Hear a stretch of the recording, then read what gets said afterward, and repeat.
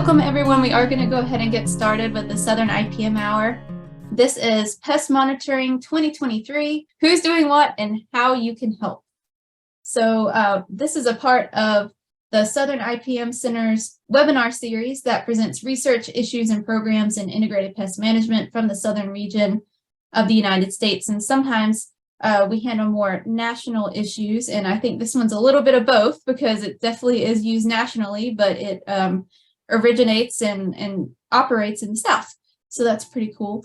I'm Kayla Watson. I'm the Communication Director of the Southern IPM Center. We are housed at NC State and UGA with a mission to coordinate IPM across the region. We're also one of 4 regional IPM centers supported by the USDA NIFA Crop Protection and Pest Management Regional Coordination Program.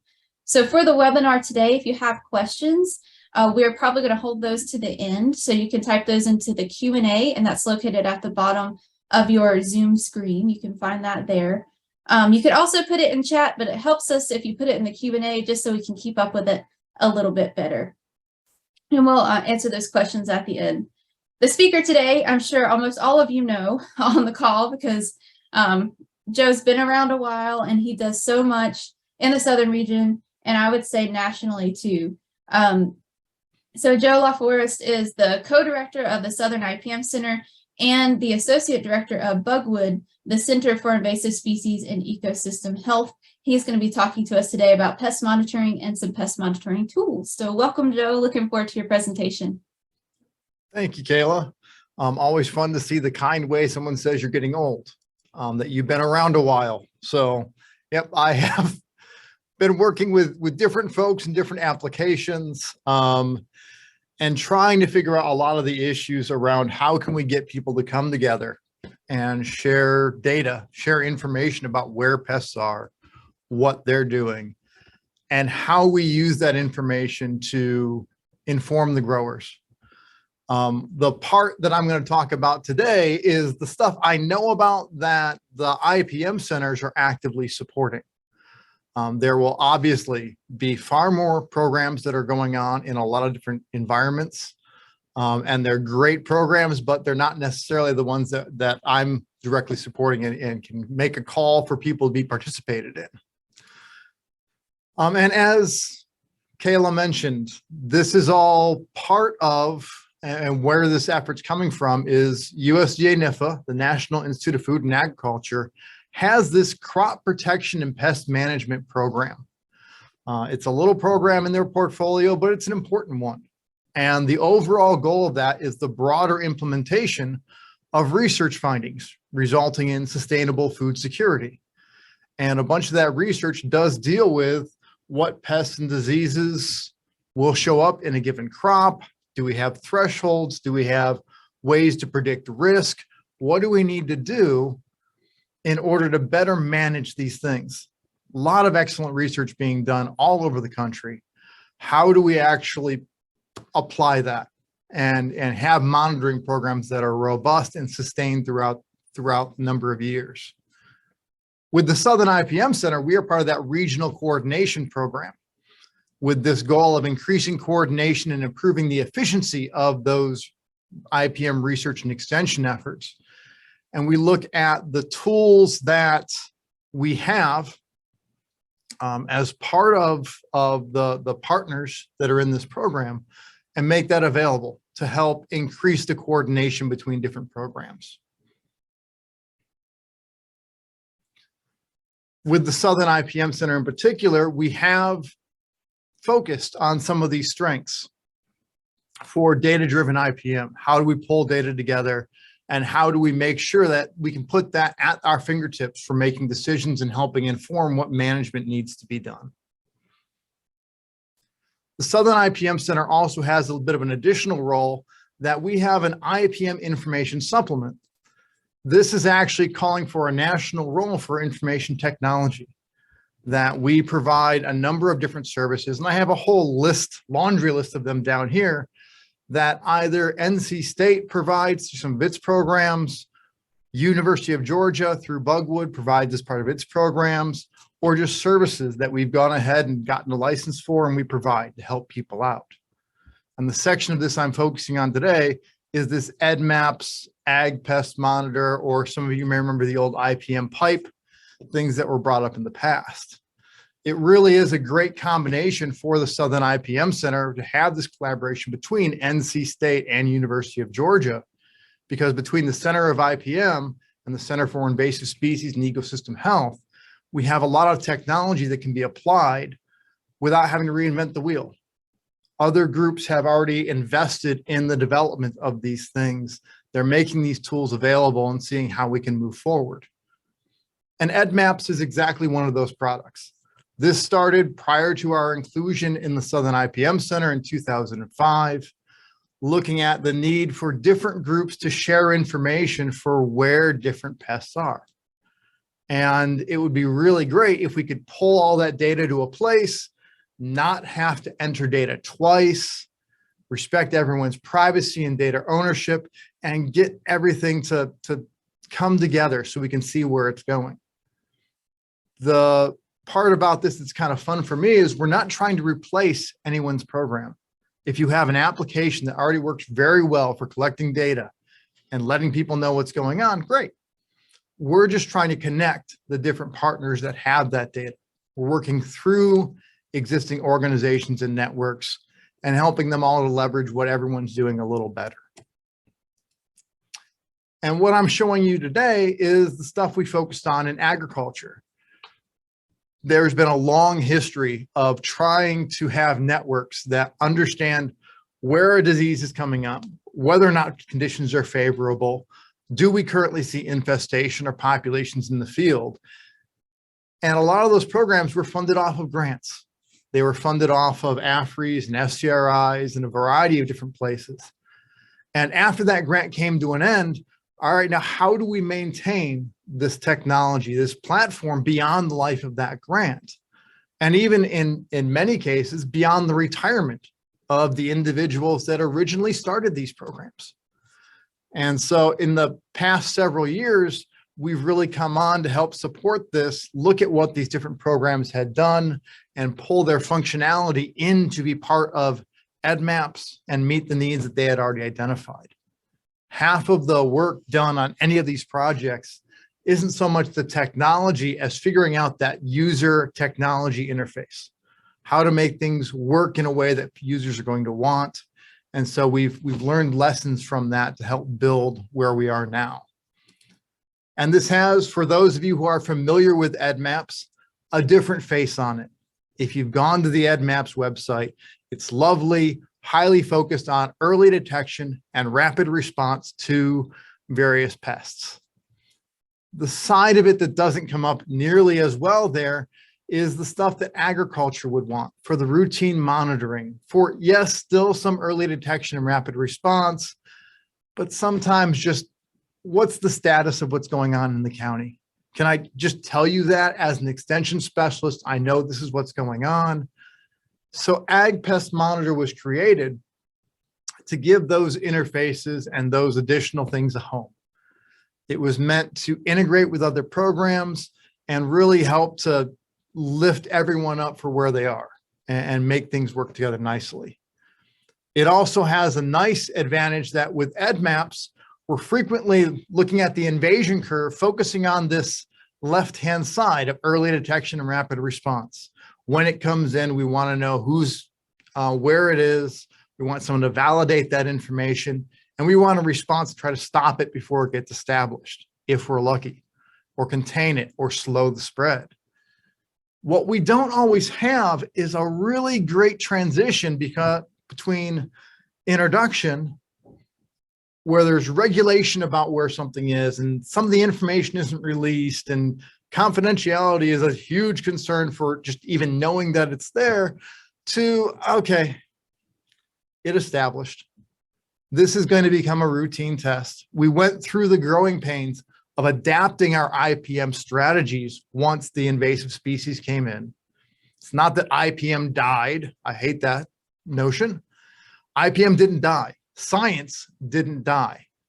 IPM had to change how it was addressing these issues. Yes, some of our controls we had in the past are no longer effective, so we have a new suite of tactics that have been developed.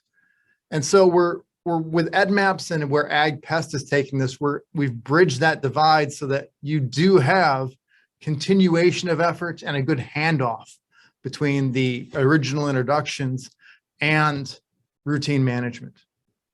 For those that have always been focused on routine management, these tools also work for where you need to take it and helps build on that platform. And it gets to be exciting. The number of different groups that are concerned about a pest in a crop, and everyone wanting the same information of where is it, what is it doing now, who's managing it, and they're all collecting data in their own way. It is like herding cats. It is a full-time job trying to keep everyone on board and get everyone headed in the same direction. And that's one of the strengths we bring to this, is because we're not trying to replace anyone's system. We have those discussions to bring people on board and support larger networks. The conversation for us frequently starts with what resources do you actually have to collect data? How large is your network? Is it only a handful of extension specialists that are going to go out there and get reports? Or do you have a grower network of hundreds of growers that are all willing to get in there, contribute, monitor a pheromone trap, go out and look in the local field, send in scouting data, trying to meet them where they are? We can't build a system that's going to work for everyone because everyone's got slightly different requirements. So how do we make that all work together? And we spend a lot of time figuring out what's going to actually inform management. While I do love researchers, occasionally they make some forms that are epic. I can't get a grower to spend 15 minutes standing in a field filling out a form. But I can combine that data with the slimmed down version that gets the information from a grower that we just, the stuff we need to know right off the bat. So what I've got for you is some examples of how we've adapted data entry for different situations. The first one, this is an example. I have extension specialists with a lot of expertise, not a whole lot of time. They are willing to go in on a periodic basis and highlight on a map where they know the pest to be based on personal communication from growers, county agents, their field visits, everything else. Pulling this in, if I were to try to do this for every county, that would be a lot of reporting. This lets them in a couple of clicks quickly say presence, absence, where is it that I've confirmed, and where is it that it's probable that it's there given what we've heard. It does get down to between sips of coffee for you to be able to do this data entry and make the most of your time. It's not my favorite data because it's only presence, absence, but in many cases it works because the growers just need to know, yes, we are currently seeing this in the field. The next type of reporting we have is the ones I are more accustomed to, early detection and rapid response, are familiar with. I'm dropping a point on the map. I'm deciding if that point should be public or not. And I'm reporting, I saw this at this point in time. Here's the growth stage of the crop. Here's everything I know about this particular infestation. It's a, how fast can I give this information? Some of it gets into more of what the researchers want to know. And it gets into the severity of what's going on in the field. If you have very low levels of disease, that's good for everyone to know to keep up their management programs. If you haven't seen the disease show up yet in that given year, well, then maybe you could hold off one of those sprays, or if conditions aren't favorable, maybe that could be held off for a little while. So a different type of reporting for a different audience. They're also reaching out to a broader group, and these reports coming in don't go on the map automatically. There's a whole network of people that when it's reported, I'm going to look at that report, make sure I agree with this data, make sure that we have some follow-up in the field. This is more of the early detection, rapid response side. Make sure the data quality is there. So if I'm showing something to growers, I can trust what's being displayed. It's not just who managed to report something in. We also have where it gets into fine detail. I'm going to set up a trap in a field. I'm going to do a site visit to the same location every week and do a disease rating. We have forms to let people set that up. It keeps all the data in a time series. So when we're talking about graphs of what happened at that location, they're easy to generate. And we're doing this with different ways that people want to enter data. The two shown here, I'm selecting a pest and a date. Here's my list of sites, as opposed to I select a site and a date. Here's my list of pests. We're trying to get that data entry to be as streamlined for the group as possible. And it's always interesting to see when people go to doing this in Excel, the number of different ways they can set up an Excel sheet to record essentially the same type of data. We've tried to capture as much of that as possible and just make it easy for folks to go in and do data entry. The three examples I just showed you, these are all desktop based, which is nice. Sometimes people are coming back and I brought my trap catch back to the lab. I have to sort through it and do counts. You've got the computer sitting there. Okay, that makes more sense for their workflow. But for other folks, they're in the field all the time. If they ever actually see their office, it's kind of a miracle. People just call them on their cell phone. They have their smartphone with them. They can make reports from the field.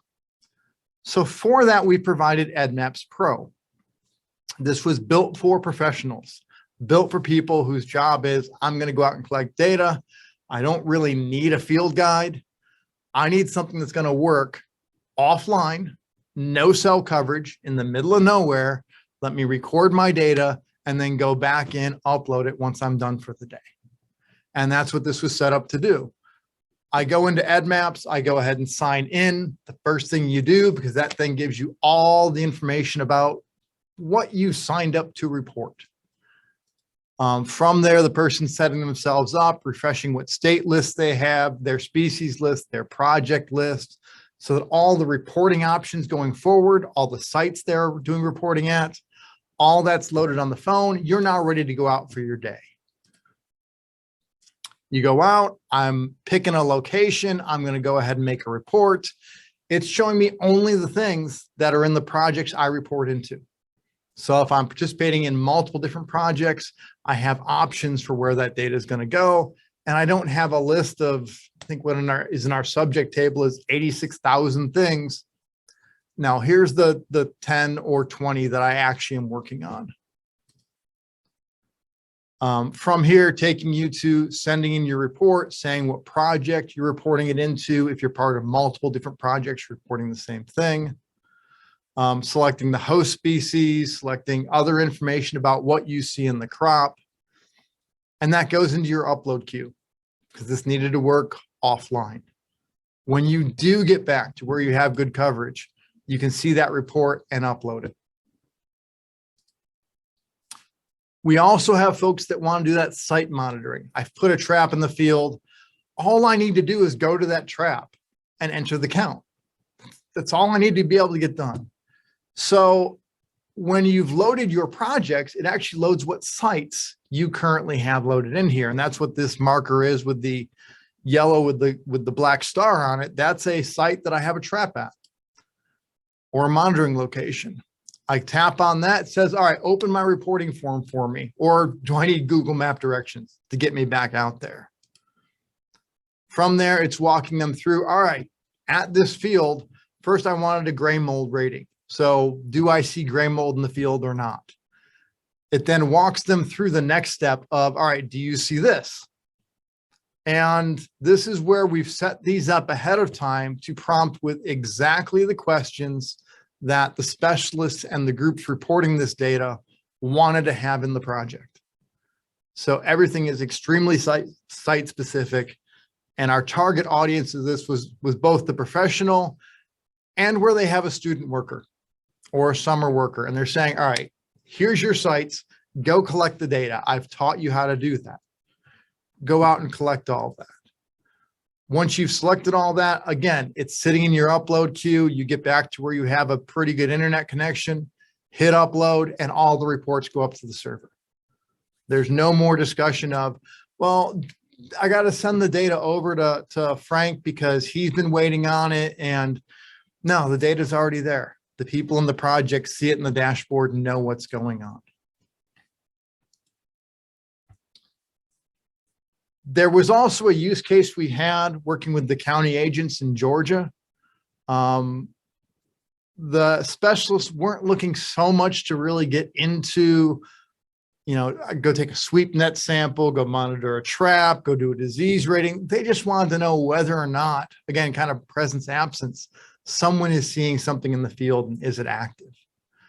So again, back to that sips of coffee rule that we had with that county status map. We had county agents in Georgia. We still have an agent who's responsible for a county. We still have a really high number of agents in the state, one for each county, or at least covering maybe two. So it made it possible for them to go in and say, all right, I still have to sign in because you got to know who I am. But once I do, oh, this person works in corn or they work in general vegetables. And here's what they're getting for a report form. We are back to sips of coffee. They can quickly tap down that screen. Here are the key pests that the specialist has put in there they would like to monitor. That's actually going to make a difference for the grower. They've got their reports there and they upload it. It does end up producing some interesting maps. This is actually an example of silverleaf whitefly in 2017 in Georgia, where you see that dark blue negative quickly giving way to, well, there's low level present. And then no, we have people who are actively managing for whitefly right now because it really blew up. This is to a degree describing kind of the general conditions out there, so people are more aware, but it's showing that spread. And because whitefly is one that moves between a number of different crops in Georgia, this is helping to inform not only the people working in cotton, but those working in vegetables and those working in coal crops, what's going on and where they may have whitefly pressure. So just a lot of different ways that you can try to collect data, but it's all entering into the same place. Now we get to the next part that I absolutely love. You've got this pile of data. You need to take it from a bunch of numbers, ones and zeros, or counts in some cases, and try to get visualizations to move people towards what you'd like them to do. We have a lot of discussions with folks about, so why are you collecting this data? Is it going to directly inform management? Are you just trying to recruit more data? What is your goal here for why we've built this interface? We don't just collect data because we're bored. We're doing it for a reason. And we try to get it to, at a glance, can you tell what was going on? So this is an example we have. This was brown marmorated stink bug data. They had just released this new map for habitat suitability, talking about where brown marmorated stink bug would likely show up. We're trying to get in additional data because there are plenty of spots on that map that, well, we don't have good data for, but the model says there probably should be some brown marmorated showing up. So we put this out in terms of, well, here's where we have all the old records and here's where the new records are. So we're encouraging people to report, to let them, to show them where we'd like to see additional data come in. This was for kudzu bug when it first came into the Southeast. The message here is, well, it started here and it's been moving out. So if it's coming towards you, please be aware. Kudzu bug's on the way. Be on the lookout. And if you see it, say something. What's been fun for us is we've kept that message going over the years. And with this same data set, we've then turned around and asked a different question. This is the same data. And this is asking the question of, well, kudzu bug had parasitoids and some diseases that came in behind it that really knocked populations down. So how many years has it been since the last time kudzu bug's been reported in that county? When it's been more than 10 years in some of these counties, either the population's gotten to a really, really low level, or we're just not getting participation.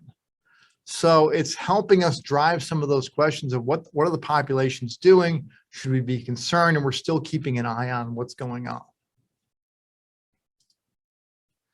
In some systems like Pecan, we actually have models that can help us look forward and say when we're needing to make decisions. This is the one for pecan nut case bearer. And in this case, you've got folks that are monitoring these traps to see when they're catching adults. When they get 2 consecutive trap catches of adults, they can predict forward when they're likely to see egg laying. And when that egg laying is occurring, that's when their decision windows are for what management needs to be done.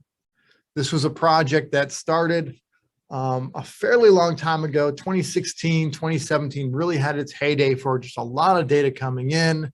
It's getting picked back up through the efforts of Aparna Barman and others. Aparna's at the University of Georgia, trying to pick back up this network and get more of this reporting in, because there was a lot of value to growers to be able to just see, is my decision window passed? These have already gone into the husk and there's nothing I can do. Or no, now is the time where I can go make applications if I have the pressure that requires it. Final example I'll give you, this is start off with the ambrosia beetle network. They're monitoring traps. They've got some nice lures out there. They want to know what's coming in. So they're setting up, they're showing the last time it was reported, how much were you getting into those traps? Just getting a general idea for folks of how high are the counts you're getting in. And if I click on a county, what's the worst case for what's being seen in that county? There's actually a funded SCRI project at this point now looking at, there's no threshold here. Where do we need to be for thresholds? At what level of ambrosia beetle infestation do I need to have management? What management activities would even work? So this was the preliminary work then leading to additional stuff they wanted to do down the road for being able to inform management.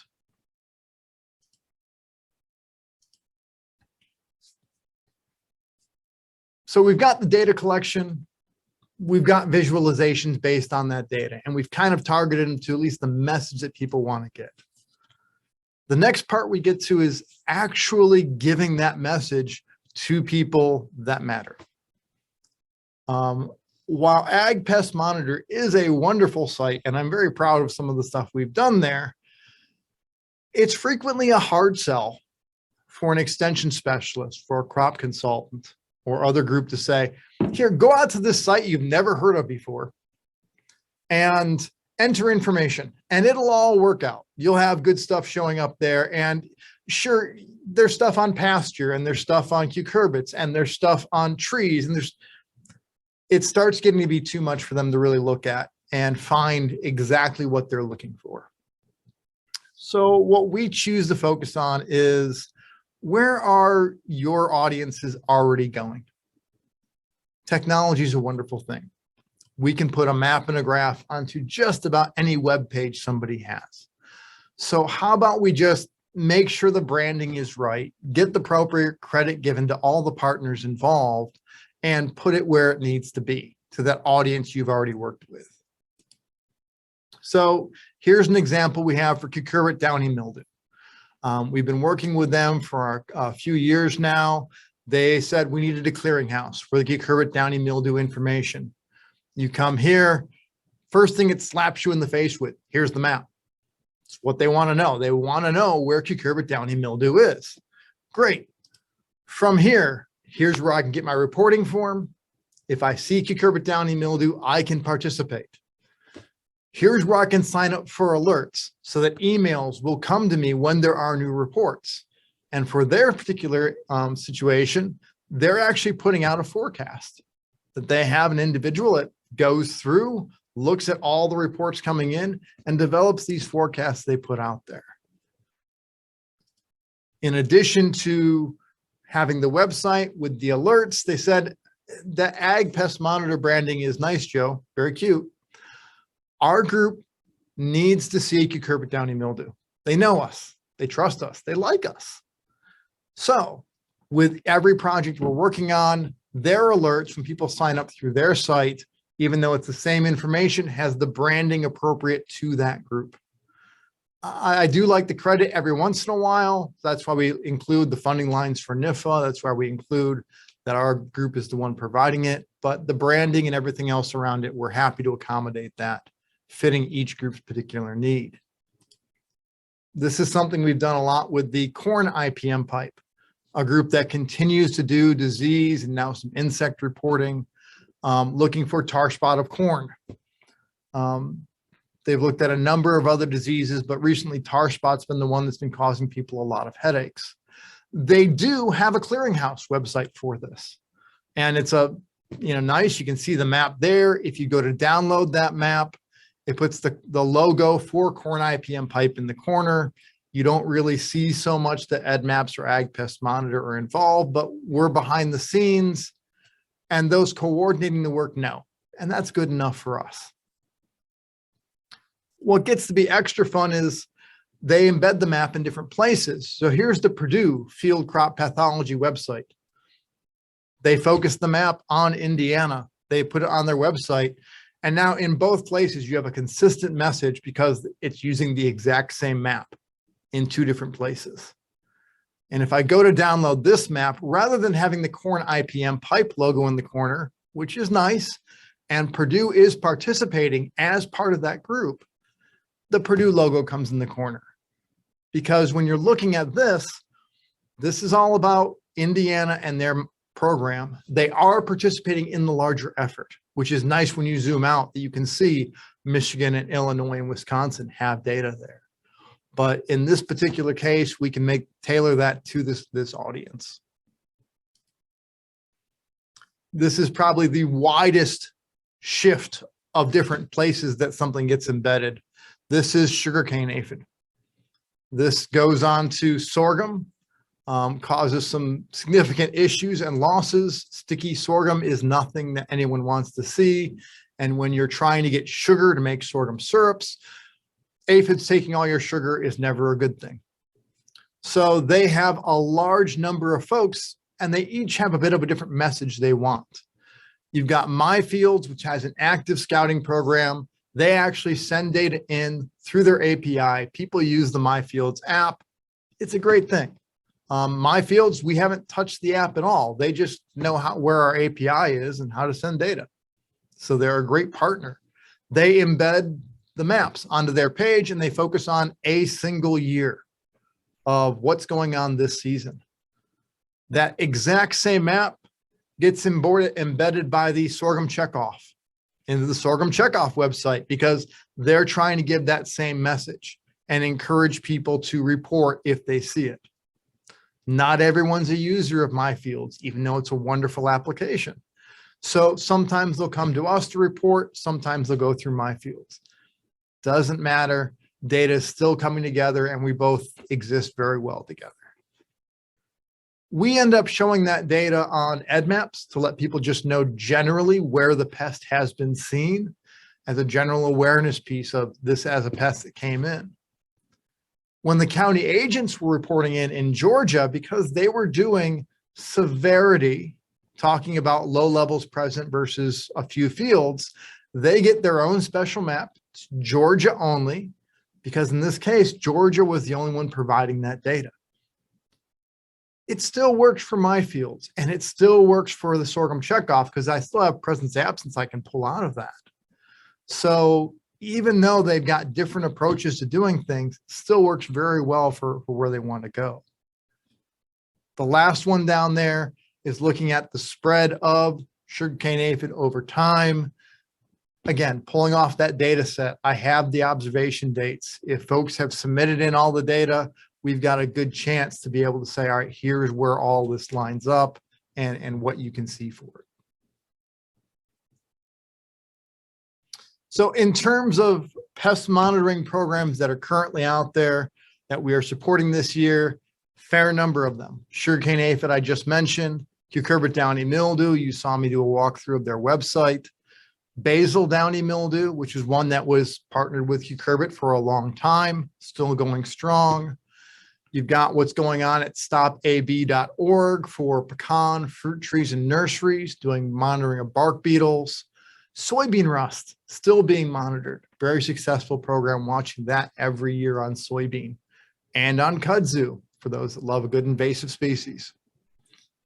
Monitoring of different corn diseases, tar spotted corn and southern corn rust being the big two they've been focusing on, and where the entomologists have kind of come onto the Corn IPM Pipe website, continuing the work that Shelby Fleischer did with Pest Watch and a number of other groups, including the Rutgers migratory moth monitoring programs, what's been going on in Iowa, Wisconsin.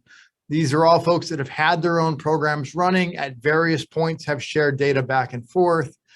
We're getting them into far more of a real-time collaborative of data moving back and forth between partners. A lot of that data is shared publicly in real time, but not all of it. And we always work with folks to make them understand what will be seen on maps, what will be protected, and what options they have for that. Wheat stripe rust, one that is still coming along and getting more reporting coming in, but working with the USDA Cereal Disease Lab on syncing up data with them. Pecan nut case bearer still coming back up as one we're going to get up to. And I'm looking forward to this next week. I'll be in Arkansas training the county agents there on all the targets that Glenn Studebaker has said, I'd really like them to look for these. So it's going to be an exciting year in Arkansas, getting that up and running.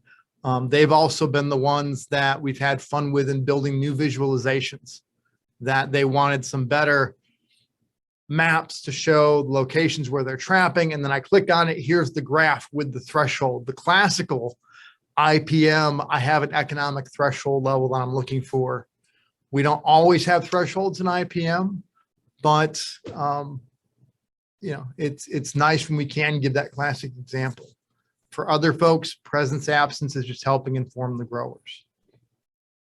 For all these programs, if you have an interest or are working with these crops, I can help put you in contact with folks, let you know where they're looking for participation. I was thrilled doing a little dance when I saw on Twitter recently that Iowa is actively recruiting farmers to join their monitoring program for migratory leps, highlighting what we can do for this and just opening it up for various people who are all have a similar concern of these pests in their crops to work together. Other ways you can help. I'm sure many of you have programs. If you see something that might work with you and it's what you want to try, reach out, let me know. If you have similar data or data related to anything you've seen, talk to us. Can we get data sharing going back and forth between programs? As I said, we don't have to, we don't have to become your tool for it. We're just talking about opening up a gateway between our programs to share data back and forth. If you don't already have a tool, we have tools available for you. So can we modernize and optimize some of what you're doing to collect data and make that real-time stuff go a little faster, make it a little more real-time, and maybe free up some time in your day, because I know all of this can be very, very challenging. And also, you all know, I know a lot of folks, but you all know more people than I do, because there's more of you than me. Are there other groups we should talk to? Are there other partners we should bring on board? Are there people that, you know, you're talking to and say, hey, have you heard about this EDDMapS thing or this AgPest Monitor or what this group's doing? That word of mouth helps us grow these programs, get people to work together. It is supported by USDA NIFA through that IPM information supplement. It is a very small set of funds, but because we're essentially letting them use tools that were built from other grants and other programs, it's the true model of not reinventing the wheel. I've got the wheel, we built it so that it could be adapted to different situations. So what would you like to use here? So with that, I see there's a handful of questions coming in. If you do have questions, pop them in the Q&A. And we'll start answering some of these. I'll start with the one that came in last. Anybody monitoring in North Carolina for diamondback? Whew, 1 second. There we go. Anybody in North Carolina monitoring for diamondback moth? There is an entire working group starting up talking about diamondback moth, where it is, what's it's doing, what's its resistance profile. Hugh Smith at University of Florida has been working with Roger McGarry, who's the other co-director for the Southern IPM Center, on organizing portions of that working group. I've been chiming in as we've been talking about some of the monitoring. Those plans are still in development, but it is a discussion going on. So Jacob, feel free to send me a note. You probably already know Hugh, nice guy, pretty popular. He's a good one to reach out to, and he's been doing a lot of coalition building across the groups. There's a whole lot more people involved in that than just Hugh, but I tend to point to the contact. Next question. I understand why most of the projects focus on insect pests and disease, but do you have any that focus on biological control agents? In other words, are there any maps highlighting crops where biocontrol agents are released? Yes, those maps do exist. That is another talk. There is a website called iBiocontrol, focusing on largely biological control of weeds. Here's a surprise. We run that website. We also have been involved in the iBiocontrol app rebuild, where it's getting a follow-up on where different biological control agents have been released. That is branching out from the weed side into pretty much any pest that they're dealing with. Spotted wing Drosophila and the parasitoids there are one that we're currently working with to see how we can make that go a little better. That gets into a whole level of, in an ideal world, even going to the point of someone just reported having this pest, first time they've had it. If I know there's a rearing program that's trying to do releases and schedule those, connecting them together, and even getting to the point of now I mark that I did a release, and I'm going to prompt them on a 6-month or annual basis to do what we call a revisit. I went back out to the location, did a second assessment. How's the population of the biocontrol doing? How's the population of the weed doing? So we have feedback on that.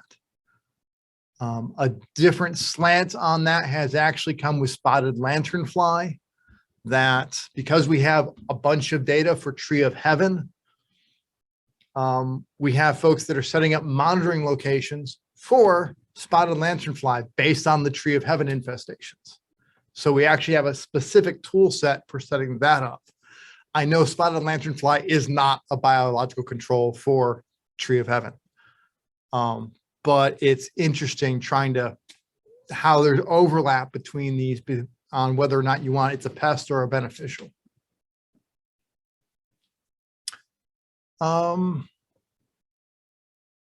Next question, I mentioned economic thresholds. How can we make recommendations with that info that is lacking for a lot of pests? It's very true. For many pests, we do not have an economic threshold. Economic thresholds also in the disease world, that's kind of a bizarre concept because we don't have curatives. So you're really looking to get prevention out there, to get treatments out ahead of time to prevent infection. Where you do have economic thresholds, it supports that. Where you don't have economic thresholds, we enter into the discussion of, all right, you're collecting information on the presence or absence of a disease, perhaps incidence and severity that you can turn into a disease index. Based on that information, how is it going to affect the growers' decisions. What we're getting into a lot is, well, it provides general awareness that yes, it is in the area. It is currently causing a problem, especially for those diseases that get knocked back because of the winter cold and every year get blown back up on the weather fronts. It also, by collecting that data, sometimes we're collecting it, we're letting people know the presence absence, but we keep the incidence and severity stuff off the maps for a while. It does lead to initiatives like the National Predictive Modeling Tool Initiative, which they recently have gotten around to bringing a bunch of that data together. They've then developed better methodologies for reporting and knowing what the populations are doing. And they're getting to the point of having risk models to be able to say, given the climatic conditions and our history of what we know of these diseases, here is where likely you're going to be seeing development of disease. So that's not an economic threshold, but it is a risk assessment, which you're still aiming at the same thing. How do I take the data being provided and turn it into actionable information that make a difference for growers?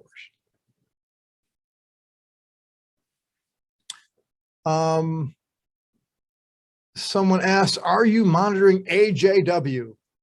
You got to help me out. I am good with a lot of acronyms. AJW is not one that, it could be, as Kayla said, I'm getting old and I just don't have the recall for acronyms.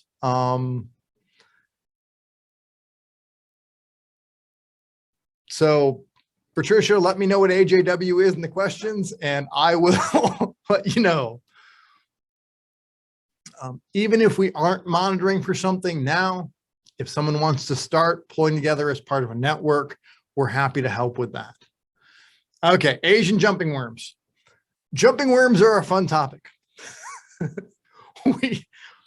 We do have a lot of people sending in reports of Asian jumping worms and hammerhead worms. I know not related, but in my mind, they kind of go into a similar category.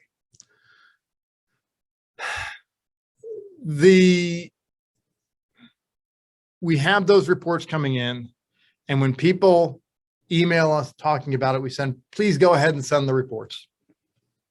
We look around and there aren't a whole lot of people that are willing to verify those reports. So we do have a bit of a backlog. It's one that I look around to see who's doing the research on it. And if they want these coming their way, finding those people is few and far between. And even though we're accepting reports for it, I hesitate to call it a monitoring program because it's not being done with enough density to say what the population is doing right now. It's more, we're getting a whole bunch of data that at some point, if someone wants to do a research study on the jumping worms, we've got you covered with a bunch of background data. And when people report it, we tell them, here's what we know, here's some good resources. That's what we can do for you. It's kind of the same with hammerhead worms. Hammerhead worms are at least the case. I don't think anyone's ever going to have an area-wide management program for hammerhead worms. It's a land planarian. They're interesting. They're cute. They're annoying to people and they freak them out because they're gooey when they show up in people's homes. But I would struggle to put an economic value on that, like you could with soybean rust or tar spot of corn or any of the ones affecting an agronomic commodity.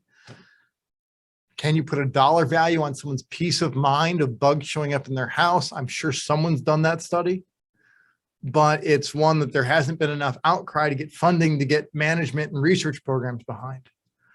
It's one of those sections that I always go, we do monitor, well, we do have reporting for it, but what happens after you report? If you happen to know somebody that is like chomping at the bit to do jumping worm research, let us know. Love to get them engaged and There's quite a few reports that if someone reports jumping worm and they've never submitted a picture, how do you verify that? I'm not going to drive from Georgia up to Minnesota or Wisconsin or throughout the country to do that. And if there's not an organized program around it, it makes things difficult. It's part of the discussion we have with anyone we get involved with in terms of setting this up. You got someone to report that they saw something at a point in time. What's going to be the response based on the fact that they reported? Because where do you go from there? You've gotten someone to take the time out of their day to do something. There should be some sort of response, at least, if nothing else, a yes, thank you for that. It's going to go ahead and help inform the research studies to be done. So a lot of interesting issues, a lot of problems out there. It's always fun with some of the new pests and some of the things that it's hard to quantify what the impacts are. Getting the full downstream impacts that happen, either economic, environmental, human health. Good times. We have definitely a lot to get our hands around and take care of. Well, Joe, as we're thinking about more questions to ask, I just want to let everybody know that at the end of the Zoom webinar today, when you close your window, we have just a quick survey for you to take, if you could, to let us know if this was helpful, and any other comments that you'd like to leave about the webinar. If you do have a question, please go ahead and put that into the Q&A now, and you can even raise your hand and I can unmute your mic and let you have a conversation with Joe if you'd like. And while they're thinking of that, Joe, I like to ask at the end of each webinar, what is the takeaway you'd like the audience to have today? So the people on the call, when they think about pest monitoring or EDDMapS or anything, what would you like them to think about and remember from your talk? That if it's something you want to get into, there are resources available to help you organize and carry out those programs. IT is not everyone's forte. Keeping people organized, knowing what's expected when something's reported, getting them to report is always a challenge. So if it's something that you're looking into, we're happy to be that support. It's why the Southern IPM Center, why all the IPM centers exist. Help bring people together and facilitate that exchange of information to move things forward. So reach out if we can help.